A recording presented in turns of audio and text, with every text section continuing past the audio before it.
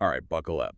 We are launching into an in-depth examination of the sources surrounding Christopher Nolan's 2008 sequel, The Dark Knight. And this isn't just any sequel. This is really the film that, redefined the ceiling of the entire superhero genre. It forced Hollywood to completely rethink what a comic book adaptation could achieve. Exactly.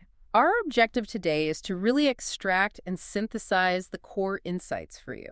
We're talking the granular details of the film's complex themes, its groundbreaking production, and, of course, the massive cultural legacy it left behind.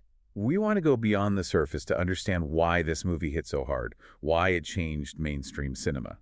So the film opens in Gotham City. There's this fragile post-Batman Begins order that's been established. And the core premise is built around what the sources call the three-man alliance. Right, you have the vigilante Batman, Police Lieutenant James Gordon, and then the District Attorney Harvey Dent. And they have a legitimate strategy. They're working to dismantle the city's organized crime infrastructure from within the system and from outside of it. It's an order that's really built on an assumption, though.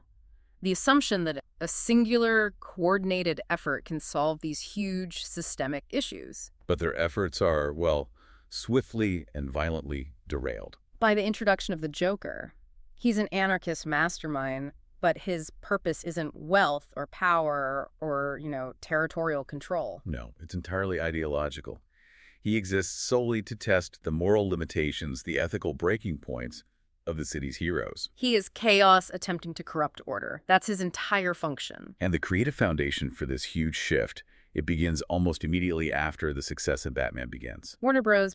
Prioritized a sequel right away. And Christopher Nolan, who had actually never directed a sequel before, he got together with co-writer David S. Goyer. And they developed the initial story with one singular concept driving them. That concept was escalation. They wanted to continue the prior film's commitment to a heightened sense of realism. Pushing the genre into a new, grounded space where consequences are real, where actions breed reactions. Okay, so let's get straight into that philosophical core, the blueprint of the film. Can you elaborate on how Nolan and Goyer really defined this theme of escalation? Because it's so much more than just, the Joker showing up. It really is. It was the fundamental belief of the writers that Batman's extraordinary efforts to fight common crime, a vigilante operating completely outside the legal framework Right. that would inevitably lead to an opposing and far greater escalation from the criminal element. And the Joker is the physical and philosophical manifestation of that counter-escalation. He uses terrorism, psychological warfare, as his weapon against the city's moral fabric. And they signaled this. This impending doom was telegraphed from the very end of Batman Begins. The sources confirm that. The inclusion of the Joker playing card in the finale of the first film was an absolutely deliberate message. It was meant to convey the falsehood of Batman's core belief. This idea that his war on crime would ever be temporary. Or solvable, or something he could just retire from. He had unleashed an inevitable cyclical conflict. And despite the very real-world resonance, the post-9/11 parallels, Goyer and Nolan were careful. They didn't want to make overt political statements about specific events, right? Like the war on terror. Exactly. They felt that too much specificity would just detract from the universality of the story. But their goal was still for the narrative to resonate, to reflect the contemporary audience's fears. Specifically that pervasive fear of anarchy, the fear of an unknown existential threat, the breakdown of civil order itself. And that desire for realism led to a pretty dramatic shift in genre, too. It did. Christopher and his brother Jonathan Nolan, who crafted the final script, they moved away from a typical superhero film structure completely. They molded the narrative to look much more like a classical crime drama. Yeah, they cited legendary films like Michael Mann's Heat and Coppola's The Godfather as really clear influences on the script and the overall tone. And that framework, that specific crime drama framework, allowed the film to operate on a more sophisticated level. It made it fundamentally about the ethical compromises. The compromises inherent in law enforcement, in political idealism, and of course in vigilantism. And at the center of that intricate structure, the sources identify Harvey Dent as the film's true dramatic centerpiece. He's the character who serves as the dramatic ground zero of the whole battle between Batman's order and the Joker's chaos. That's fascinating, that the sources identify Dent as the true protagonist. But isn't that a huge risk? You're essentially sidelining your main character. You are. Batman, as we noted, was intentionally written as generally static. You're sacrificing his narrative development for a supporting role. And yet it paid off. Christopher Nolan himself confirmed that the title, The Dark Knight, refers to Dent just as much as it does to Batman. Dent, Gotham's idealistic DA, has a duality that's similar to Bruce Wayne's. That made him narratively necessary. His downfall is the engine of the entire plot. He's the symbol of what they're fighting for. And what they have to lose. We absolutely have to discuss the decision regarding the Joker's background.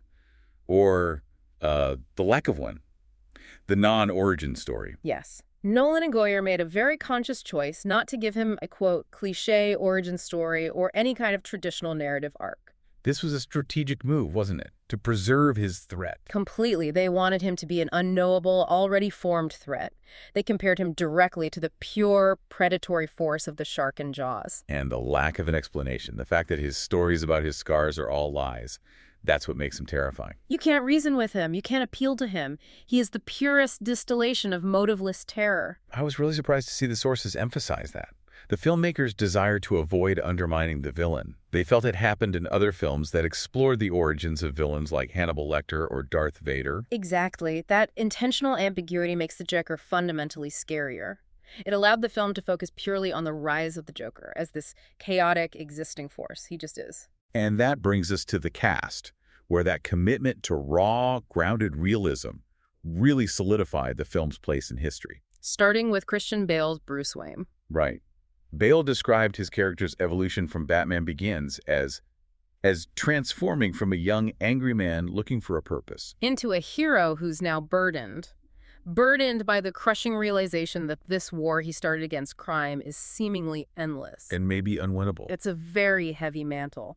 And as we said, the dramatic weight was on Dent's moral downfall. So Bruce Wayne himself was written as a generally static character. The focus wasn't on his personal growth. No, it was on his reaction to the chaos, the constant ethical compromises he was forced to make.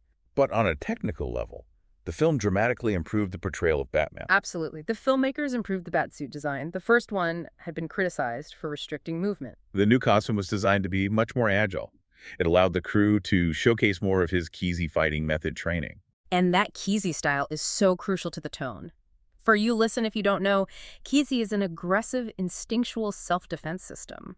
It emphasizes these brutal counterattacks using the head, elbows, forearms. It provides a perfect visual contrast to the combat in Batman Begins, which was sometimes a little obscured or frantic. This made Batman's violence feel grounded, heavy, and reactive. Now, let's get to the defining performance, the one that altered the trajectory of the entire production. Heath Ledger as the Joker. His casting in August 2006 was initially met with some heavy public criticism. Some fans really doubted his ability to follow Jack Nicholson's iconic portrayal. Yet Ledger and Nolan shared very similar ideas about the character's realistic interpretation. And Ledger embraced the challenge with this extraordinary intensity. He described his version as a psychopathic, mass-murdering, schizophrenic clown with zero empathy. And he consciously avoided any attempts to humanize him to explain his actions. He was reportedly influenced by the nihilism of Alex from A Clockwork Orange. And the erratic, destructive energy of British musicians like Sid Vicious and Johnny Rotten. That preparation was incredibly intense. Ledger famously spent about a month alone in a hotel room, reading relevant comic books and developing the physical language of the character. It's fascinating, the detail that he developed the character's voice by mixing a high pitch and a low pitch. He drew inspiration from the vocal shifts used in ventriloquist performances. And his combat style was intentionally improvised. It was erratic, reflecting the character's profound mental instability. That improvisation was key. His fighting wasn't supposed to look polished or trained like Batman's. No, it was meant to look like pure, unpredictable, dangerous reaction. He also spent months creating a detailed Joker diary, filling it with photos, images, and these dark, resonating elements that spoke to the character's disturbed psyche. And here's a specific detail that really highlights the character's twisted moral compass. The sources note that Ledger included notes in this diary about finding the disease AIDS humorous. It just shows that absolute lack of empathy. He later described the role as the most fun he'd ever had, but he did confess it was an exhausting process, both physically and mentally. There are several striking anecdotes from the set that demonstrate the intensity of his commitment. Consider Michael Caine, a cinema legend. He was working on a scene with one of the Joker's video transmissions. And Kane shared that he was so stunned by the immediacy and the raw power of Ledger's performance. He actually forgot his lines completely. That's an incredible insight into the raw power Ledger was channeling. Another often cited anecdote, Ledger even asked Christian Bale to physically hit him during the interrogation scene to increase the realism. Bale declined, but Ledger, driven by his commitment, just started throwing himself around the set. He cracked and dented the walls to achieve that violent, desperate energy. It is with deep sympathy and respect that we must acknowledge the tragic loss of Heath Ledger. He died from an accidental prescription drug overdose in January 2008 before the film's theatrical release. And the public interest in his final defining performance only grew after his passing, creating this immense anticipation for the film. Christopher Nolan made the very difficult decision not to modify the Joker's narrative in response. He noted that since he preferred to capture sound live, Ledger had completed all his performance work, the voice, the physicality before his passing. So the final film truly honors the totality of his vision. Nolan described editing the film after the actor passed, having to look at him and hear his voice every day as tremendously emotional. But he found comfort and a professional duty in finishing the performance that Ledger had entrusted to him, making sure his work was presented exactly as intended. Moving to Aaron Eckhart's role as Harvey Dent, Nolan was looking for an actor with a traditional American heroic presence, but one who also carried that necessary undercurrent of anger or darkness. And Eckhart found portraying conflicted characters fascinating. He noted that Dent differs from Batman only in the distance he's willing to go for his cause. One operates within the law, one outside of it, but both are driven to a kind of extremism. Eckhart's preparation for Dent was deeply influenced by real-world political idealism. He looked specifically at the Kennedy family. Particularly Robert F. Kennedy, who fought organized crime with this idealistic view of the law, believing in the power of the system. Dent starts with that same unquestioning faith in the legal system. He wants to allow Batman to retire. But he feels constrained by its limits. And this friction is what leads him to support Batman's vigilantism, that willingness to operate outside the law to achieve justice. The physical transformation into Two-Face was also key to maintaining the firm's gritty realism. Eckhart and Nolan consciously ignored the overly colorful and cartoonish portrayal from Batman Forever. They opted for a grounded look, a neutral-toned suit, slightly burnt, and a complex facial design that was horrific, but still anatomically plausible. They rejected early designs that were deemed too conventionally monstrous. And finally, the indispensable supporting anchors that ground all this chaos. Gary Oldman, as Lieutenant and eventually Commissioner James Gordon, provided the film's moral center. He's portrayed as this honest, incorruptible character who's constantly struggling with the limitations of his own morality and his institutional authority. He is the necessary, unwavering anchor in the storm. And Maggie Gyllenhaal, who replaced Katie Holmes as Rachel Dawes, she approached the role as the crucial emotional connection point between Bruce Wayne and Harvey Dent. She's the catalyst of loss. She serves as the emotional grounding for both men, and her death is the tragic event that fuels Bruce's continuation as Batman and Dent's complete collapse. Let's pivot now to the technical innovations, because this film was a seismic event in production quality. Largely due to Christopher Nolan's insistence on using practical filmmaking wherever humanly possible. This approach dictated the feel and scope of the entire picture. And the integration of IMAX technology was truly unprecedented for a major motion picture. Yeah, IMAX had typically been reserved for nature documentaries or maybe very brief set pieces.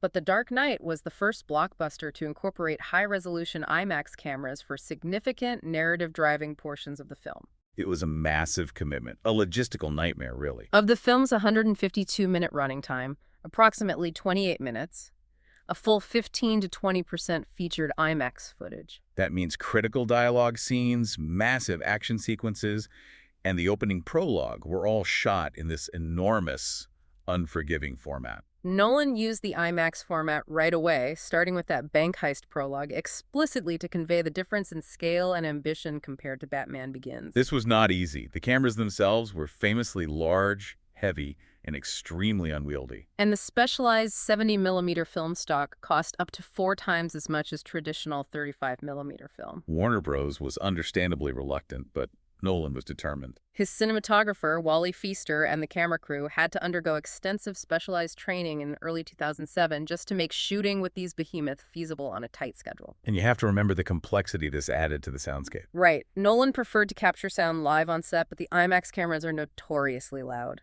So Feaster and the sound crew had to constantly employ mitigating strategies, like insulating the cameras or placing them far away, just to capture the required dialogue without having to resort to excessive dubbing later.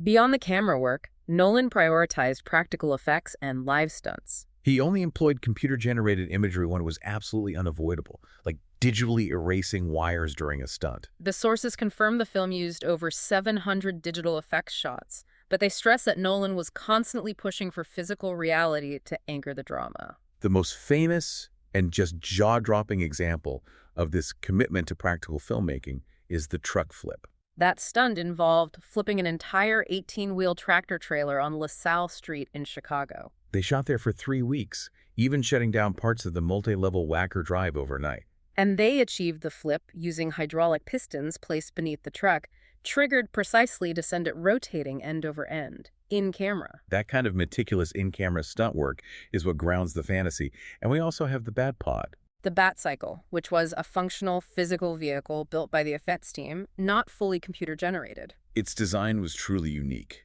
unwieldy, with these massive, wide tires and unconventional steering. The design was so demanding that only a single stuntman, Jean-Pierre Goy, could ride it effectively after months of rigorous specialized training. It really highlights that the commitment to reality extended into these huge engineering challenges. I remember critics at the time arguing that the Batpod, despite being practical, actually looked more like a fantastical CGI creation because of its extreme design. We must pause here to reflect on the tragic cost of this commitment to high-stakes stunt work. The film includes a dedication to stuntman Conway Wycliffe, who died during a rehearsal for a Tumbler or Batmobile stunt in the UK. It's a very sobering reminder of the danger and the professionalism required to create these spectacular sequences. The character aesthetics were equally specific and grounded in real-world influences. Lindy Hemming, the designer, based the Joker's visual appearance on some unsettling artistic influences. Specifically, the sources mention the 1953 painting study after Velázquez's portrait of Pope Innocent X by Francis Bacon. That Bacon influence is fascinating. It captures the idea of a figure trapped in an internal scream, which perfectly matches the Joker's manic intensity. And the makeup process also leaned heavily into realism.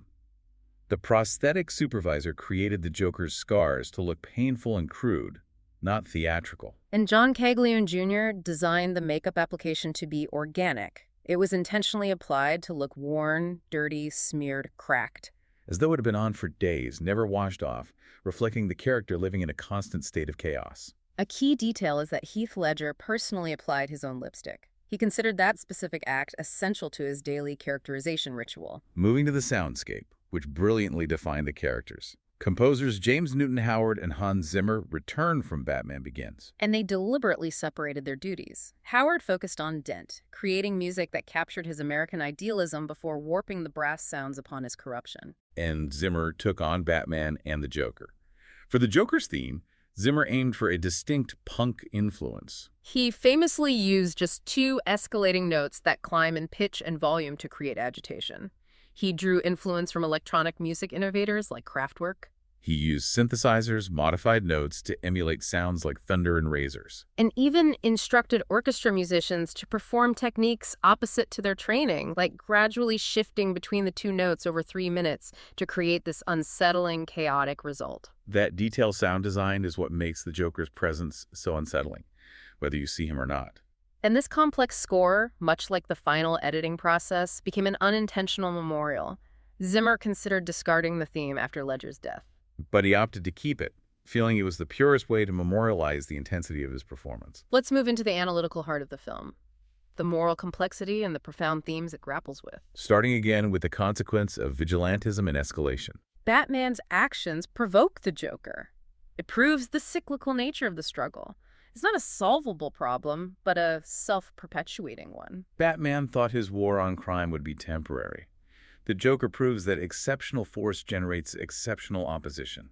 And furthermore, the sources point out the unintended side effects of Batman's vigilante role, His presence encourages these lower-level, often ill-equipped copycat vigilantes. which paradoxically escalates lawlessness and chaos even further. This forces Batman to constantly assert his authority over others who lack his capabilities. Reaffirming the exceptionality of his self-given role, which is an inherently unstable form of governance. The film has been widely analyzed as a direct analogy for the ethical compromises that occurred during the War on Terror. And the often terrifying consequences of government and civil authorities abandoning established rules to combat lawlessness. The Joker is interpreted by many critics as symbolizing the unknowable face of modern terrorism.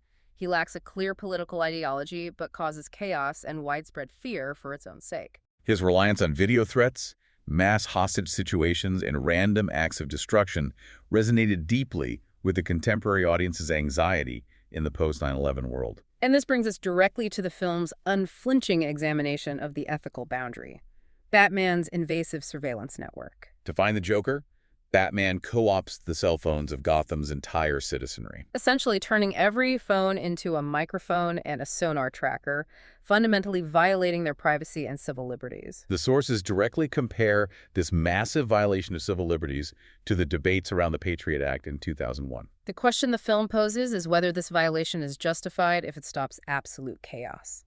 The internal ethical response is powerfully embodied by Lucius Fox. He views this surveillance capability as crossing a critical, non-negotiable ethical line.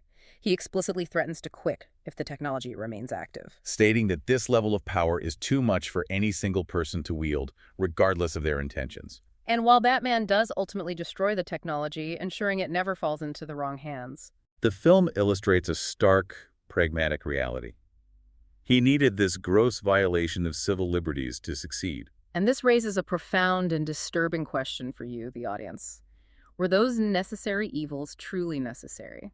And at what cost of freedom do you fight for security? The film is equally concerned with the corrosion of ideals embodied by Harvey Dent. He starts as Gotham's White Knight, a symbol of goodness who operates strictly within the legal framework, hoping to let Batman retire. But the Joker targets him explicitly to prove his ideological point, that even symbols of goodness can be broken down to their base, selfish components. The Joker challenges the moral code of civilized people, arguing they're only as good as the world allows them to be. When things go wrong, he says, they'll eat each other. And Dent, subjected to the trauma of Rachel Dawes' death and his own disfigurement, falls completely. This transition is perfectly reflected in his reliance on his famous coin. His two-headed coin starts as a mechanism to eliminate bias, a controlled symbol of chance where he controls the outcome. But after his transformation into Two-Face, the coin is scarred on one side, introducing true random chance and nihilism into his decisions. He submits his decisions entirely to this scarred coin, seeing the unpredictable result as unbiased, unprejudiced, fair. His new form of justice is entirely trauma-driven, abandoning his faith in law for the tyranny of random luck. The Joker himself represents that pure ideological deviancy. Academic sources often compare him to Nietzsche's Superman, the Übermensch. A figure who exists outside of traditional moral definitions of good and evil, creating his own values by smashing established ones. He seeks no personal gain. He just wants to shatter systems and force people to make agonizing moral decisions. He demonstrates his ethos that everything burns by setting a towering pile of cash on fire, an act that confuses the mob bosses who only understand monetary value. But it perfectly encapsulates the Joker's nihilistic creed. He's the same person, with or without makeup, with nothing to hide and nothing to lose. That's the ideological stakes of the conflict. However, the Joker is ultimately defeated not by Batman's physical strength or even his strategy, But by a collective moral choice made by the populace. that scene on the ferries is crucial. The passengers on the two boats, one with civilians and the other with prisoners, refuse to kill one another to save themselves. This communal act of compassion, despite the intense pressure and fear, demonstrates that humanity is not inherently corruptible. It proves the Joker's central ideology wrong, at least for one night. Yet the moral compromises don't end there, and this leads us to the film's controversial ending. Batman is forced to push Dent to his death to save Commissioner Gordon's son, breaking Batman's fundamental rule against killing. He then chooses to accept the blame for Dent's actions to preserve Dent as a symbol of Hope Gotham's uncorrupted hero, the famous noble lie.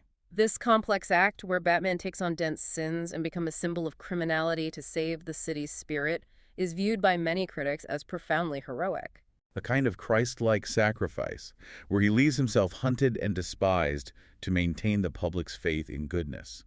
But wait, so what's the counter-argument? Where does the cynical interpretation come from? The opposing critical viewpoint views the noble lie as a dangerous endorsement of deception, perhaps even a form of elitist manipulation. In that reading, a minority Batman and Gordon decide that manipulating the truth, hiding the brutal facts from the public, is necessary for the greater good. Which raises the question of whether heroes have the right to curate public perception to that degree. It suggests a totalitarian undertone. It is a profound, messy sacrifice, and it's compounded by the private actions of Alfred, Who engages in his own noble lie. Alfred burns Rachel's undelivered letter that confirmed she had chosen Dent over Bruce Wayne. sparing Bruce the crushing emotional trauma of that final rejection. It was an act of private, compassionate deception. Unseen, personal, and yet equally manipulative of the truth. Undertaken to sustain the public myth of the hero by protecting the man underneath from utter devastation. Moving to the film's lasting legacy, the financial performance alone was monumental. The Dark Knight earned over $1 billion worldwide, following re-releases. It was the highest-grossing film of 2008. And it stands as the first superhero film ever to surpass the billion-dollar mark globally. It cemented the financial viability of the serious, complex comic book adaptation. Critically, the impact was immediate and long-lasting. The Dark Knight is frequently cited as one of the greatest superhero films ever made. Often placed in the same conversation as prestige dramas. Critics noted that it redefined the genre by blending comic book tropes with real-world, mature events and intense psychological character studies. It undeniably became a blueprint for modern superhero cinema, prompting a surge in films attempting a tonally dark, gritty, and realistic approach. Its success legitimized the genre with film studios, shifting comic book adaptations from niche projects to a central focus of annual studio strategies. However, the sources also point out a crucial failure among imitators. Yes, many filmmakers and studios took the wrong lesson, mistaking the dark, gritty tone for narrative depth and intelligent writing. The Dark Knight succeeded because it combined that tone with profound narrative depth and complex philosophical themes. Something that was rarely replicated effectively afterward. The film also had a profound structural impact on the Academy Awards, a phenomenon referred to in the industry as the Dark Knight rule. Yes, the film's critical success was huge. It won major awards from critics groups and performed strongly in other Oscar categories. But its surprising absence from the Best Picture nomination list at the 81st Academy Awards was widely criticized as a significant snub. The argument was that the Academy still retained an inherent bias against genre films, regardless of their quality or impact. That industry backlash, fueled by critics and audiences alike, directly resulted in the Academy expanding the limit for Best Picture nominees from 5 to 10. Starting the very next year. This was a structural change designed explicitly to allow critically respected yet broadly popular films, including big-budget blockbusters, to gain recognition. This rule fundamentally changed the Oscars. And Heath Ledger's enduring triumph is a core part of that legacy. His posthumous win for Best Supporting Actor was monumental. It made him only the second actor in history to achieve this, following Peter Finch, and it marked the first time a comic book adaptation won an Academy Acting Award. His performance garnered near-unanimous praise for its unsettling realism and terrifying conviction. His Joker is consistently ranked by critics and industry professionals as one of the greatest cinematic villains, often placed second only to Darth Vader. The Dark Knight taught filmmakers that comic book characters are malleable. They can be grounded, prestigious, and character-driven all at once. Finally, let's look at the sheer cultural penetration of the film. Certain scenes and lines immediately entered the popular lexicon and are instantly recognizable a decade and a half later. The famous pencil trick scene, where the Joker performs a gruesome demonstration of speed and malice, is noted as one of the most iconic and highly famous moments in cinema history. It just cemented the Joker's capacity for spontaneous, brutal violence. And then there is the indelible dialogue. Harvey Dent's profound, fatalistic phrase, "You either die a hero or you live long enough to see yourself become the villain." That became a defining cultural reference, quoted constantly to describe political and personal downfall. And that's matched by Alfred's line, spoken to Bruce Wayne, describing the Joker's lack of motive. "Some men just want to watch the world burn." These quotes caption universal truths about morality and chaos that transcended the superhero context. Its real-world resonance extended surprisingly far into the political sphere. U.S. President Barack Obama, in explaining the chaos caused by the growth of the Islamic State group, referenced the Joker's pure ideological chaos. He said the traditional gangs of Gotham had a kind of order, but the Joker comes in and lights the whole city on fire, highlighting the difficulty of fighting an enemy motivated purely by destruction. So, we've covered the core ideas presented. The film's revolutionary impact on realism in superhero cinema, its masterful integration of practical filmmaking, and its unflinching exploration of morality and the terrible ethics required to fight pure chaos. We established that Batman took the public blame for dense crimes to maintain Gotham's hope in an uncorrupted hero. That was the central noble lie the city embraced, a public compromise of truth for stability. However, we also discussed the private compromise. Alfred protected Bruce Wayne from the emotional trauma of Rachel choosing Dent by burning her final letter. An act that was unseen, personal, and yet equally manipulative of the truth. So as we conclude this exploration, consider this provocative question for you to think about. We've established that the public noble lie is often debated as either heroic or cynical deception. But how does this hidden, compassionate deception by Alfred, a lie of protection, not policy, complicate the entire argument? What are the quiet, private compromises unseen by the public that are necessary to sustain a public myth? And does Alfred's deeply loyal private deception make his act equally, or perhaps even more, necessary and heroic than Batman's public sacrifice? Thanks for listening.